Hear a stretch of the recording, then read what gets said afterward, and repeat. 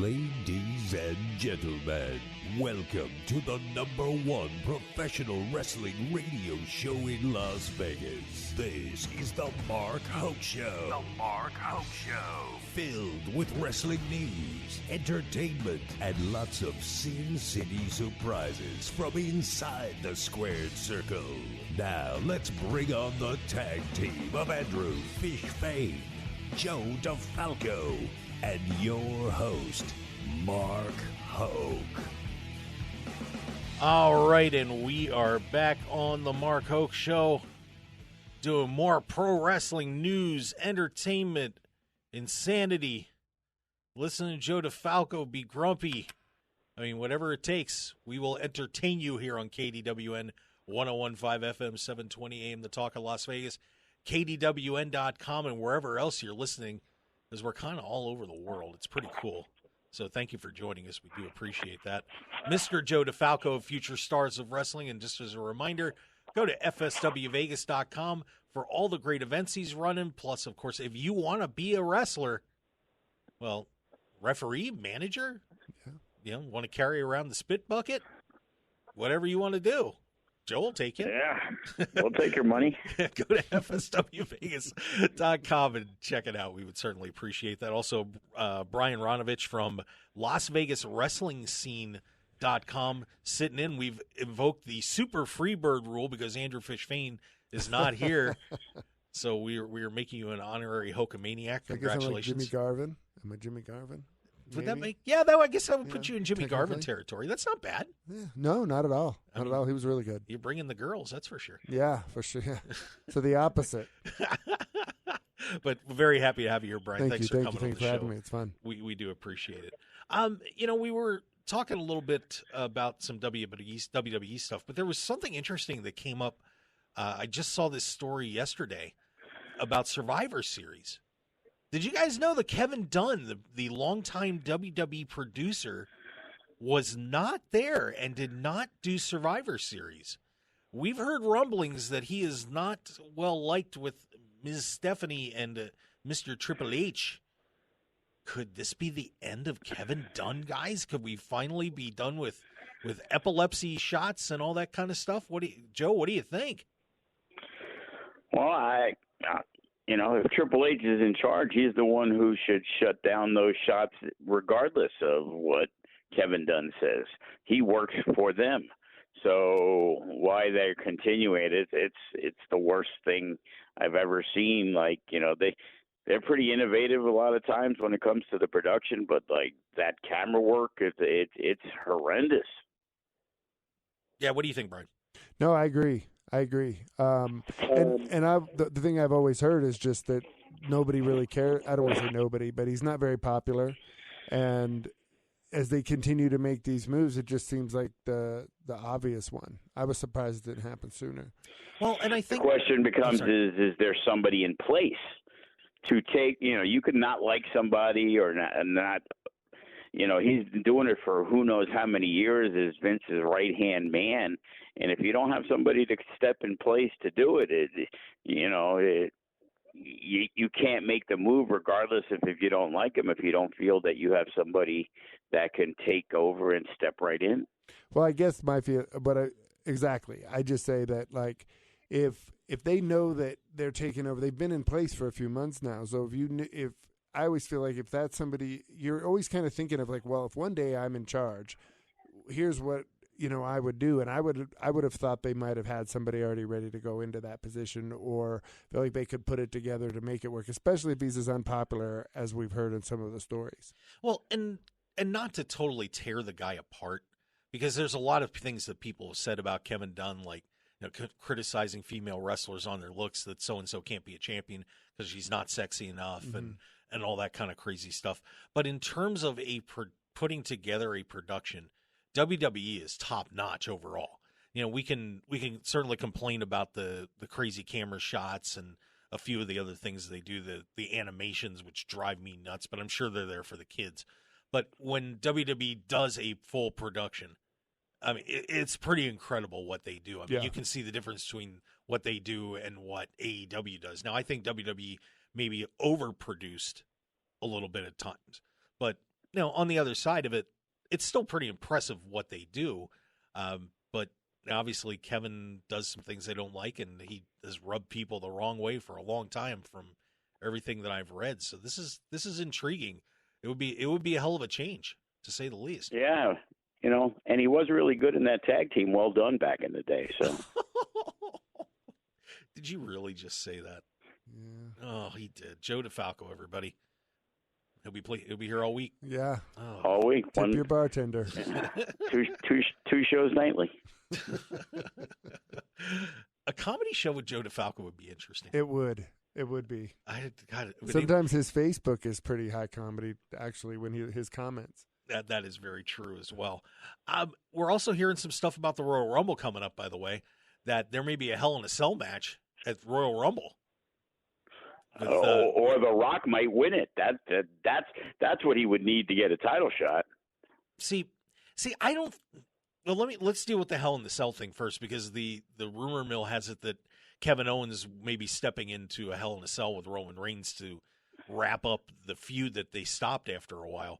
And that was a good few matches that they had. It was very enjoyable, of course, except for the lock that wouldn't unlock. And I still maintain that Kevin Owens should be the Universal Champion because of that. But that's just me. I am a KO fan unabashedly. But I think that would be a lot of fun to see KO taking on Roman Reigns in a Hell in a Cell. I mean, throw that into a Royal Rumble, and wow, that's setting up for a pretty entertaining card. Well, Kevin Owens better acknowledge Roman Reigns about slapping him in the face without letting him know. And, maybe Roman will accept the match. But, right now Owens on thin ice making moves like that on his own. Yeah, if you didn't hear about that during the War Games match, apparently Kevin Owens did an unscripted spot where he hit Roman in the ear and may have burst his eardrum. Whoops. That is incorrect. And apparently the tribal chief not too pleased about that one. So well, then I heard he did it for The Rock, so I don't know. Well, then Hell in a Cell would be a good place to settle it. The receipt for that? At least for Roman Reigns. Yeah, I mean, if you're going to do something like that, you better be ready for what you get back. That's all there is to it. Yeah, if you don't know what the term receipt means in pro wrestling, by the way, it means when you do something to somebody in the ring that maybe you shouldn't have, usually there is a receipt coming in the form of some sort of, shall we say, backlash, revenge. Right. What you could do is you can go to Against All Odds and go check out the Rumble match with Graves and AJ Mana, and you'll see what a receipt is. Oh, I didn't know that. Oh yeah. Okay. Yeah. That got a little weird. Fair enough. Yeah, receipts are always entertaining, to say the least. But yeah, so of course the Rumble is coming up, and the rumors are The Rock may be coming back. We've got Cody Rhodes. They ran the vignette for that during the Survivor Series. That looked like they're setting Cody up to come back. Those would appear, and on betting odds, I think those two are the top two to win the Rumble too. If you were setting this Royal Rumble up, guys, who wins? Who do you think should be the winner of the Royal Rumble? And I'll give that to you, Brian. I would take Karrion Kross 20-1. Like, he needs something right now. And if you want to give a guy a monster push. Now, see, this is the weird thing. So when you win the Rumble, you get the title match at WrestleMania. And in the past, it was easily worked. You had the Elimination Chamber, so you could take a shot at one of the champions. Well, if the idea is for The Rock to wrestle Roman Reigns at WrestleMania, what is winning the Rumble going to get you? See, what I'm thinking is that whoever wins the Rumble, I think Roman should wrestle twice.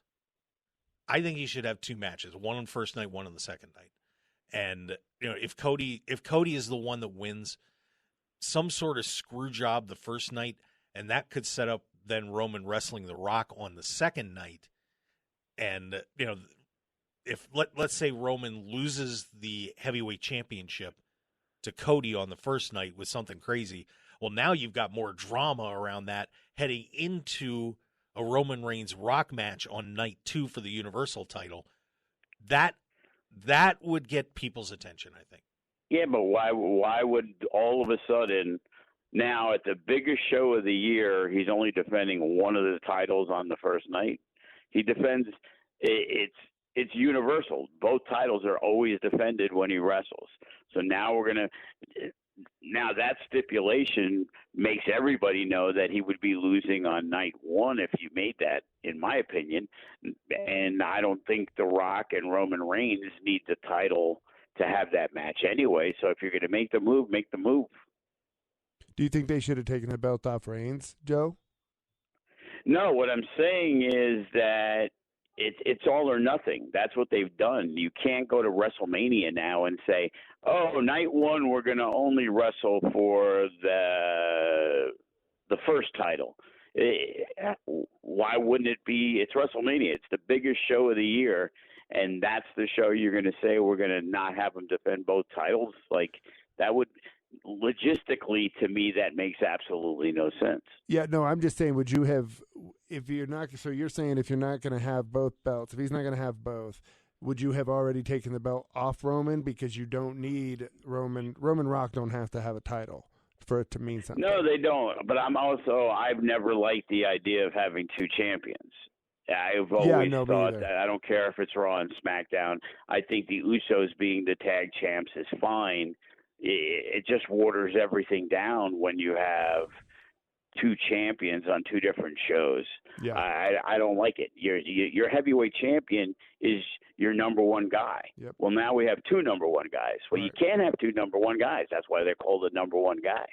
Yeah, and I agree with that too. I mean, the reason that I'm putting that out there that is if they're going to keep the two titles, the way they were kind of setting it up with Cody was, my dad held up the WWF championship back in the 70s. And, that's the title that I want. So if you're going to split those two titles again, that's kind of your way out. And I do, and we've gone into WrestleMania as knowing certain people were going to win the championship. But I think that would be the way out if they want to split those titles again. You could still keep one on Roman if you wanted, and then give Cody the other one and then run from there. Do you think they're going to go, when Cody comes back, do you think they're going to immediately go right back into, I want to be the world champion, or do you think they take time off because it feels like that's quick, especially if it's a Rumble win? We're going to find out with whoever wins the Rumble. Yeah, no, that's what I'm saying. Look at it this way. When Cody Rhodes re-signed, Vince McMahon was in charge. Now Triple H is in charge. So whatever deal Vince McMahon made with Cody Rhodes, good point. Does that stand? Does Triple H say, "Oh, okay, since Vince was going to make you the champ"? Well, what if Triple H says, "You know what? I don't really want Cody as my champ." Then guess what? I don't think Cody's going to be the champ. Like, again, that's kind of like the predetermined thing, like with the MJF thing, that like Cody's anointed to be the next champion. I don't get it. And in his whole career in WWE, he was never a main guy ever. And I get it. He was hot off the AEW thing, but now that he's going to be gone 6, 8, 9 months, to just throw him in there and beat Roman Reigns and win the Rumble, it's just like, again, it becomes like it's an afterthought. There's no organicness to it. Like when he came back and the crowd went crazy for him, which was amazing. And he was hot right then and there, but he's not when he's not around. And now to all of a sudden just like stop everything, and it's like, okay, Cody's back, everybody get out of the way. Yeah. Well, what about Bray Wyatt? He's back. Yeah, and you don't want to necessarily, and shoehorning him in can cause backlash too. It could work totally against you by trying to force Cody into that match when he comes back. Everybody's on the Bray Wyatt tip right now. Yeah. They were on the Cody Rhodes tip because it was Cody Rhodes coming back. Yep. And now Bray Wyatt's come back, and he sells more merch than everybody. He's a WWE guy per se over Cody. Cody got enormously popular outside of WWE. Why does he get the title over Bray if they're going to make the change? Yeah, this is going to be a very interesting Royal Rumble because of there's a ton of possibilities. Now, a lot of times we've gone into the Rumble, we've only known there's, one or two people that are going to win it. But this year, I think the door's pretty open. Yeah, and during the match, who knows who might pop out.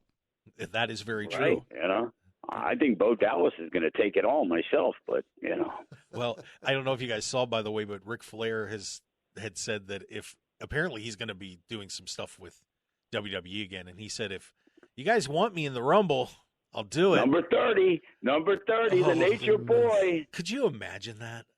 Oh. And then he wins the title because he's got to get one more over Triple H. Oh God, would that be horrendous? Oh God, now that I've nauseated everybody, yikes! Oof. Ugh, the Mark Hoke Show here on KDWN, killing wrestling fans. Yeah. Oh, that's terrible. Yeah, they're going to be like, Mark Hoke said Ric Flair should win the Rumble. No. No, now you're throwing me under the bus right. there. Shame on you. No, that's what people will say. Now maybe Andrade shows up and Flair manages him at the Rumble. You never know. Ooh, that's interesting. Yeah, I think he's still under contract, but he has had a torn pec, if I remember right. I've got the stories sitting in front of me, so... But that's what he says. It's wrestling. He could be lying. Well, yeah, that is true. Oh, come on now. A wrestler lie? It never happens. I couldn't imagine that. That would be a shock. Well, speaking of that injury, by the way, if you get hurt or something bad happens to you, and you're not happy with how someone's dealing with you on a certain situation, well, we could have you just give my friend Dutch Boyd a call at Vegas Council. Go to VegasCouncil.com. Dutch, of course, the 3-time World Series of Poker bracelet winner, too. Very familiar with him. You guys know him. He's a good dude, and he is a great friend of mine. Business law, intellectual property, personal injury. Hey, if you got screwed on that FTX thing, he also specializes in crypto law. So, and you can get a free consultation. Just go to VegasCouncil.com. Say you heard about him on the Mark Hoke Show, and you can get some legal help if you need it. Especially maybe you would definitely need that free legal advice or the free consultation because you'd have no money from losing it all in that crypto thing. Oh man, yeah. well, that's Dutch's job to get it back for you. So head over to VegasCouncil.com. All right, but when we come back, a lot of injuries, and with Joe DeFalco being around and training wrestlers, I'm curious. What do we do to stop all this? Is there anything we can do? Stick around, everybody. We'll be right back on the Mark Hoke Show here on KDWN.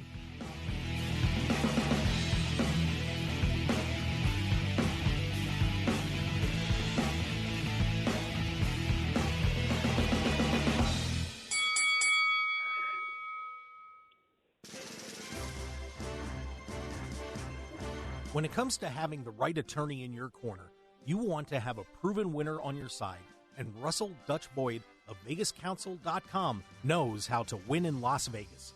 Boyd graduated at 18 years old from law school and is also a 3-time World Series of Poker bracelet winner. And no matter what legal challenges you're facing, Boyd will help you through it all. As a litigation attorney, he covers multiple areas of law, including personal injury, business law and startup, cyber law and crypto clients, and whatever else you might need to navigate the legal waters of Las Vegas and beyond.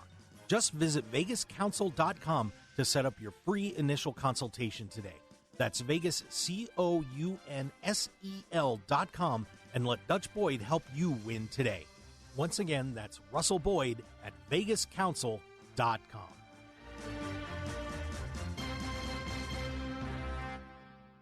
.1015 FM KDON. This is the Mark Hoke Show. The Mark Hoke Show. Here again, your host, Mark Hoke. All right, and we are back on the Mark Hoke Show, the best in pro wrestling news and entertainment, planet-wide, universe-wide, multiverse-wide, because, well, that's what we do. I'm Mark Hoke, Joe DeFalco. Andrew Fish Fane is out for the day. I don't know what he's doing. Maybe he's placing some bets on betonline.ag after he went to markhokeshow.com and used that great code. And Brian Ronovech from Las Vegas Wrestling Scene is sitting in for him today. Gentlemen, thanks for being with us. Appreciate it. Thank you. See, Joe's like, yeah, whatever. Joe's used to it, though. Yeah. Joe's used to this type of fame and celebrity. I'm not. Yeah. Well, I wanted to get your guys' thoughts on something that's been happening in pro wrestling a lot lately, and especially in AEW. There have been a lot of injuries to necks, faces. We've seen the torn muscles and stuff, but I don't know if you've noticed or not, but a lot of people have been getting broken noses in AEW, and some of them pretty serious. Ruby Soho just came back this week, and she had to have some pretty massive surgery to get her nasal cavities all squared up. And I'm wondering you guys' thoughts, because you're on the indie scene too, so I'm sure you've seen your share of some bad things happen out there. Is there just an issue with guys are doing so many different things in the ring, and it's a much more the moves are more dangerous and intricate? Or is it on the other side that people aren't being careful enough when they're wrestling and not taking care of their opponents and smashing their faces in and doing stuff that are hurting their necks and so on? What do you guys think about that? And Joe, let me hit you first on that one, because you do training at FSW Vegas. Well, I think if you look at the progression of professional wrestling, a lot of stuff in the past may be a little more mat-based. Right now, it's high-risk stuff is the norm. In AEW, there's a lot of craziness going on when you have the Young Bucks in a match, and Pentagon and Phoenix, and there's a way better chance of injury than when you have somebody in a headlock and a hip toss and things like that. So it's like, you have to be spot on, and it's kind of like crash and burn wrestling, to where you're trying to hit that big move, and there's a lot more opportunities for bad things to happen. There's always going to be that miscommunication and, the elbow to the face, so the guy didn't duck on the clothesline and he clobbers him. But now when you're doing stuff that's extremely dangerous for yourself, it also can be extremely dangerous for your opponent. And that is the style that we have, progressed to. Back in the day, you talk about, the Batistas and, Vince McMahon guys, because they were perceived as, larger than life. Well, those guys weren't doing high-risk, crazy things in the ring. It's kind of like when Strowman talks about the flippy-flop guys and things like that. You know what you're going to get from Braun Strowman, kick, punch, clothesline, stuff that's probably safer to do in the ring than, some of the stuff you're going to see from Ricochet and all those guys. So the risk becomes higher. But then you take the opposite factor of, hey, AEW only runs, once or twice a week. It seems like there's more injuries now than when WWF and WCW were running house shows 6-7 days a week. I don't think we saw as many injuries. So it kind of, you can look at it either way. It's kind of odd, and maybe people are less worried about their safety and more, hey, I'm trying to get that contract in AEW Dark. I'm going to go all out.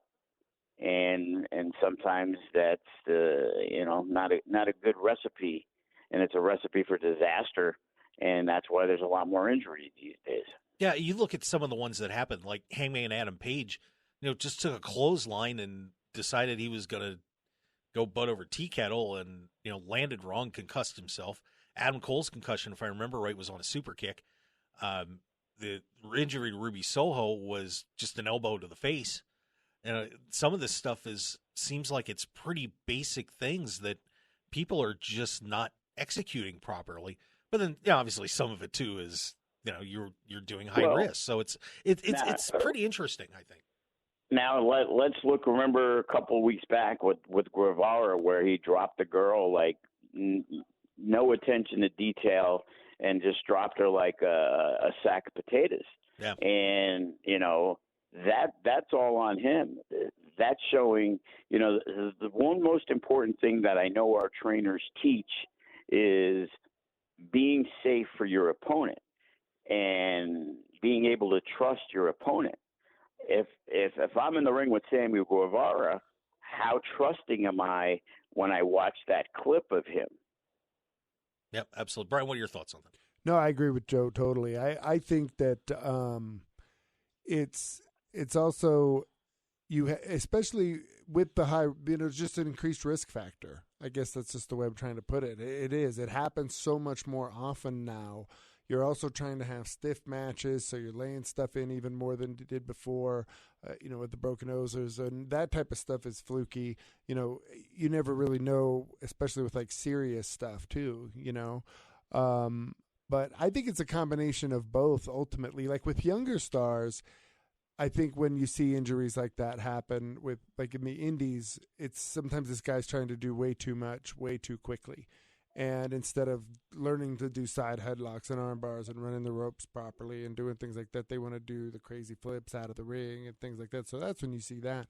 These are guys that are supposed to be more trained, but I think with all the shots going off all over the place, it's hard to stay healthy. You're going to just walk into stuff that you didn't even intend to walk into. It just happened, And it goes on the indie circuit.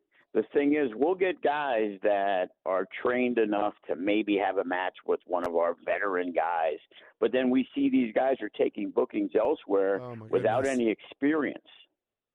And they're going out there before they're really ready to have matches, because there's so many companies now running so many shows that so many barely trained wrestlers are getting on shows. Well, it's like they book one guy and he says, well, I have 3 friends and they train with me. And it is really surprising, the guys that I've seen, especially this last year, that are booking out of town. And it's like, you see them here and you're like, you're not even ready to be out of town yet. Why are you booking out of state? And the other thing is, it's like kind of a curse. It's like, well, hey, they trained at FSW. Mm-hmm. FSW is a great training facility, but that doesn't mean they were ready yet. Yeah. Yeah, absolutely. Exactly. Yeah, it's very interesting, that progression. And of course, Brian, you see that. Of course, you are one of the gurus of LasVegasWrestlingScene.com, and you cover every level of professional wrestling.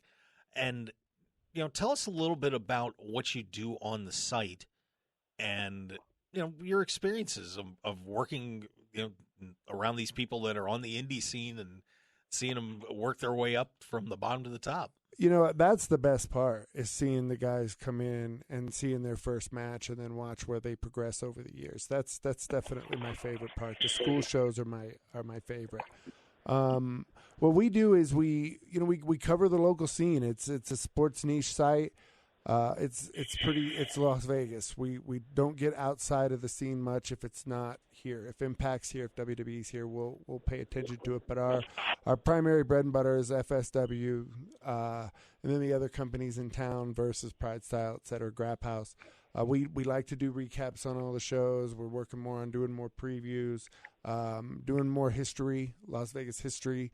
I've been covering a lot of stuff from, I want to say uncovered, but writing history posts, because there's really nothing written about Las Vegas as a wrestling town in the 70s and 60s and 50s. Lou Thez wrestled here. Gorgeous George wrestled here. Some of the top territory stars that you see on Vice wrestled in Las Vegas. And a lot of people don't realize that. So that's something that we're trying to bring out to just showing people what's going on here, and because there's a lot. Well, give everybody a little brief synopsis about the history of wrestling in Las Vegas, because now it has really become a hotbed, but you never hear about Las Vegas when you're seeing shows like Tales from the Territories and so on. Give us a little idea of how far it goes back with professional wrestling here in Sin City. Well, believe it or not, it goes all the way back to the 30s. They had matches in Boulder City during when they were building the dam with entertainment for the workers and things like that. But a lot of stuff was happening in Vegas. The American Legion originally hosted boxing, and because they wanted a way to pay the bills and have money coming in, so they started to add wrestling. There was the Legion Arena, Legion Stadium, Cashman Field, the original Cashman Field. That's where Lou Thez had matches there. That was in like the 50s and the 60s. The convention center was booking a lot of shows. There was a show here in Vegas in the 50s, back in the day when there were a lot of studio shows. But the primary reason, Las Vegas was never really a territory. Las Vegas was a stopover town. There wasn't a major television network. There was TV, but it wasn't one of those major networks like Chicago had or Los Angeles, New York.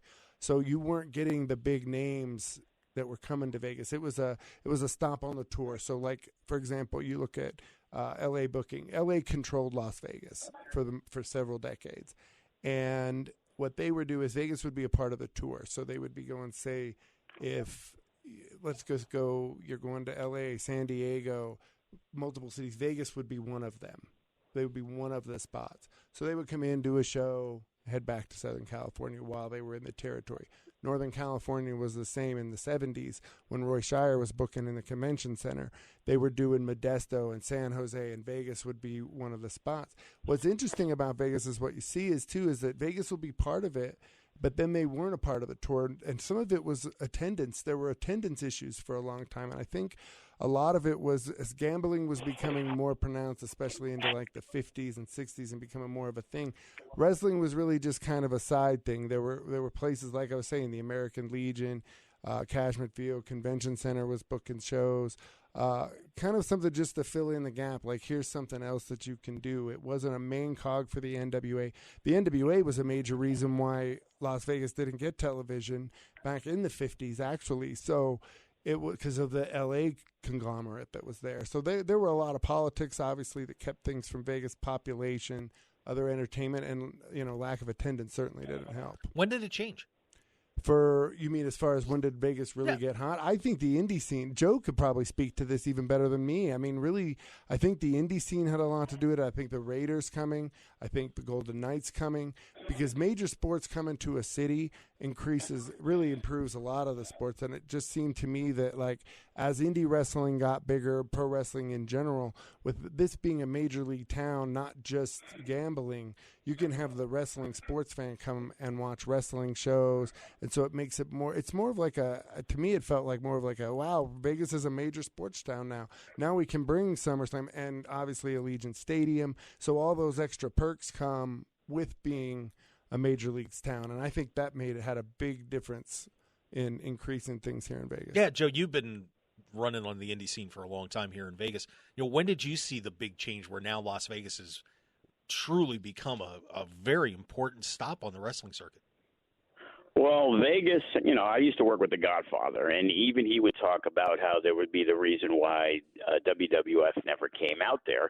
Like, it would be a very infrequent stop just because the attendance was not there, and those guys were getting their pay back in the day. House shows was a big determining factor on what they would get.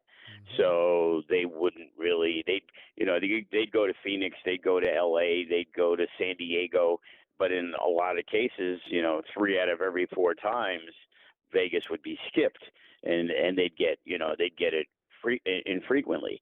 In reality, Vegas wrestling was dead. There was the NWC that ran out of the Silver Nugget. They used a lot of ex-WWF guys, and then they used some younger guys who, like Rob Van Dam, got his start there. And that was in the late 90s. And then it disappeared. And I remember Rush started a wrestling school in like 2000, 2001. It was regulated by the Athletic Commission. So nothing happened again until we actually ran our first show at the Rancho Swap Meet in 2009. And we had a couple hundred people there. And then we got to the Silver Nugget. And we talk about it now about oversaturation.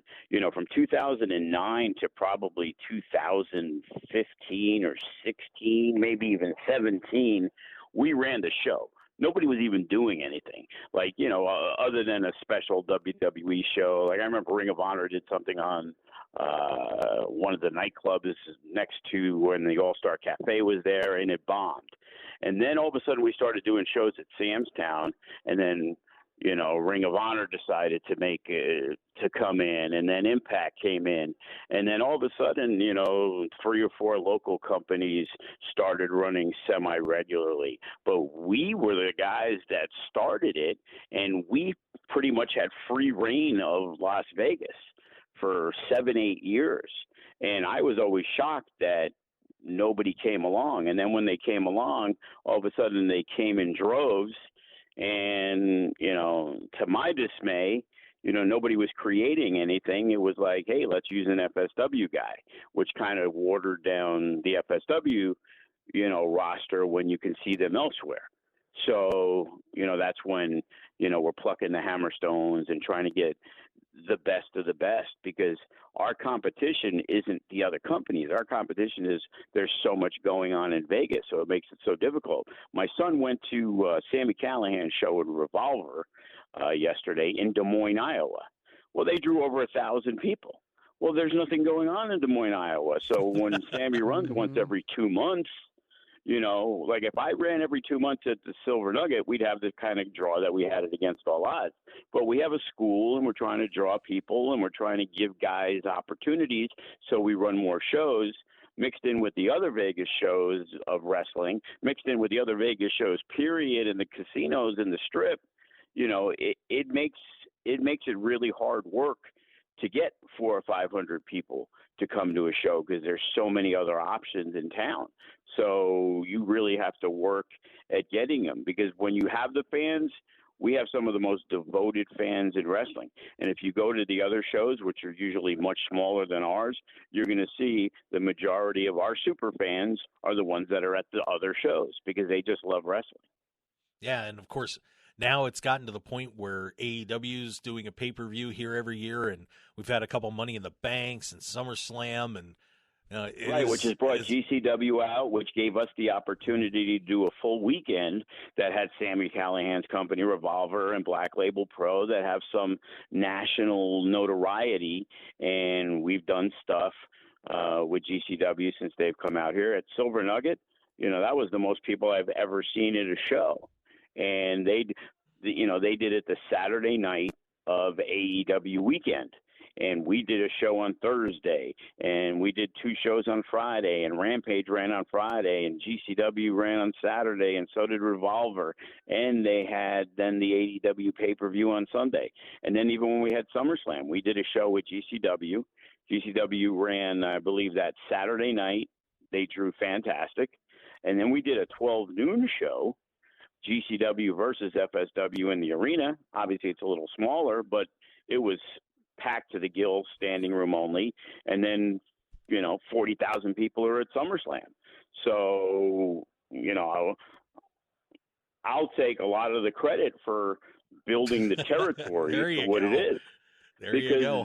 That the bottom line is we're the ones who did it and grinded for 8 years. And then all of a sudden everybody was like, hey, let's go to Vegas. Let's go to Vegas.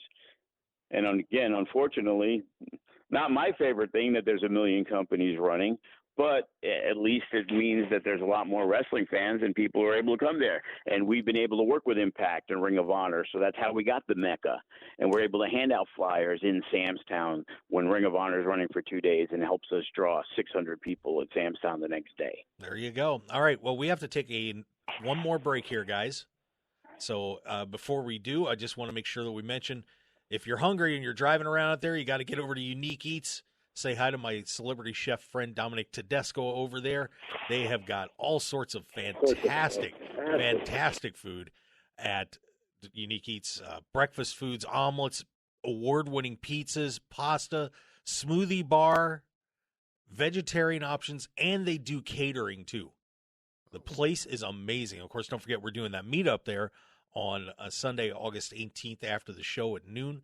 So we'd love to see you come over there. But go over to uniqueeats.lv or uniqueeatslv.com, and of course address 3100 South Durango Suite 100, or you can give Unique Eats a call at 702-992-3038. And once again, uniqueeatslv.com is the website. All right, and when we come back, we'll kind of continue that indie discussion here and talk a little territories, because we didn't get to talk much about that last time, and I want to make sure we get that in before we wrap up today. So stick around here on the Mark Hoke Show on KDWN. We will be right back.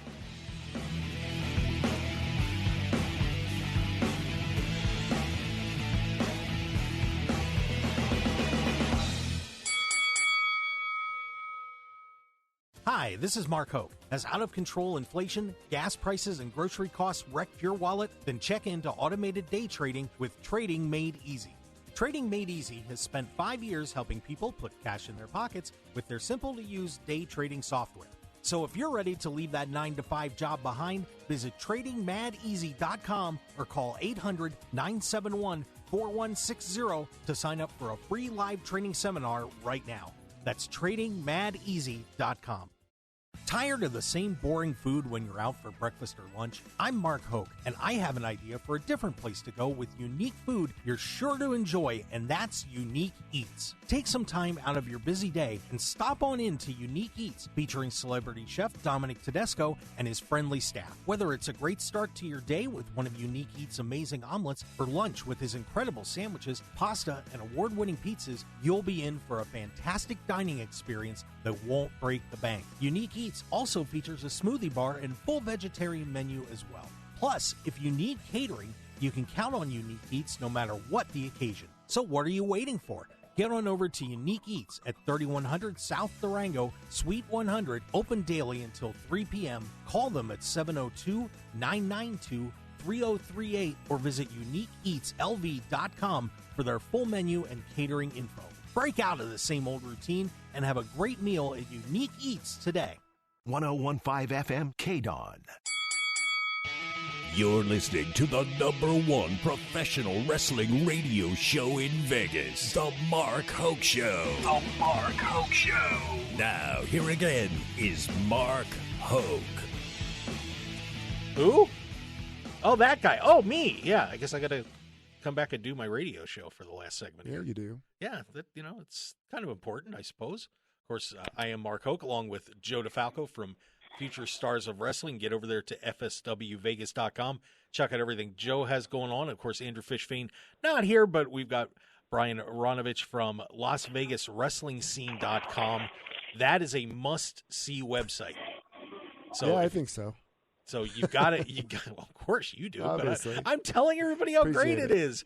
So check it out if you want to see everything that's happened in Las Vegas and beyond. There's a lot of cool stuff on there.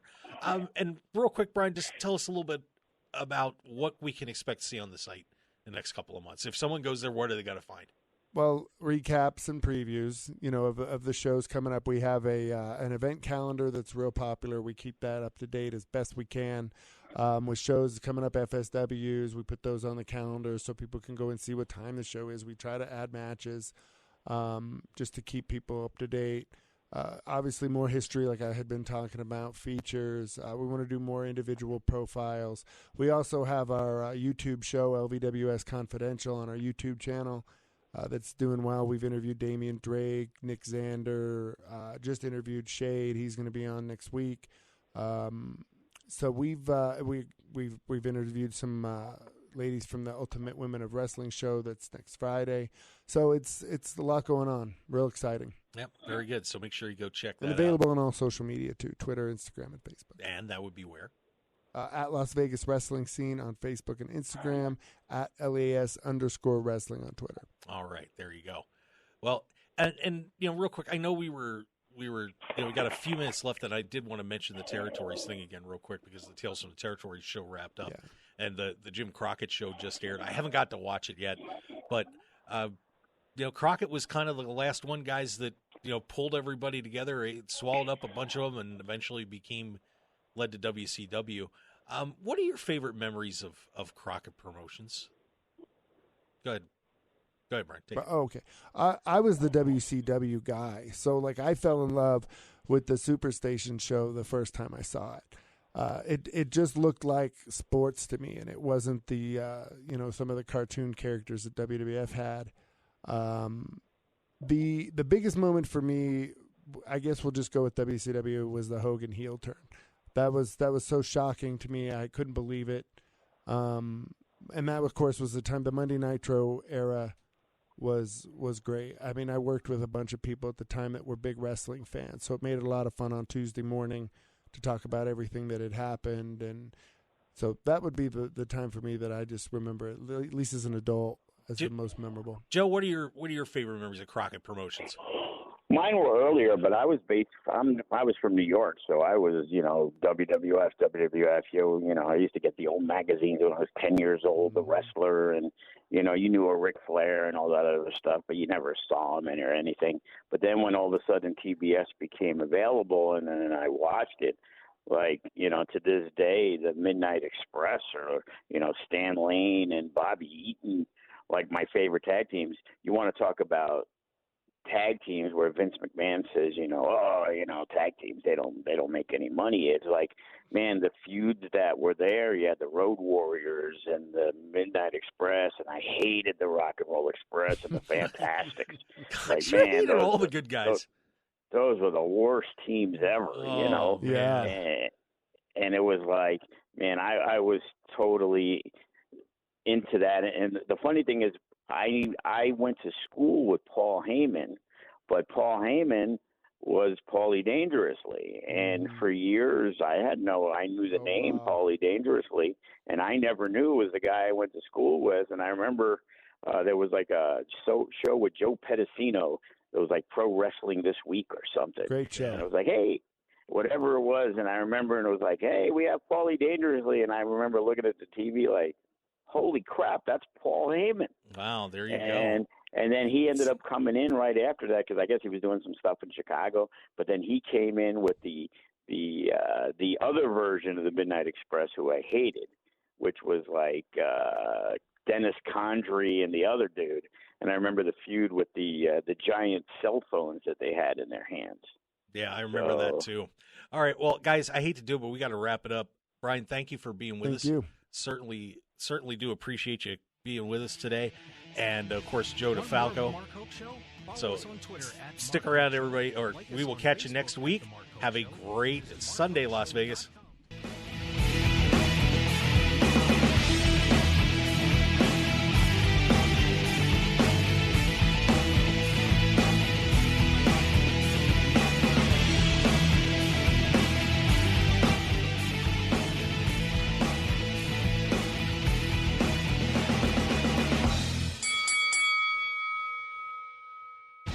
Want more of The Mark Hoke Show? Follow us on Twitter at Mark Hoke Show, like us on Facebook at The Mark Hoke Show, and visit markhokeshow.com to keep up with everything happening with the show. And remember to check out all of our archive shows on YouTube at The Mark Hoke Show and download our podcasts at markhokeshow.podbean.com and all your favorite podcast outlets. So join The Mark Hoke Show family today, and thanks for listening.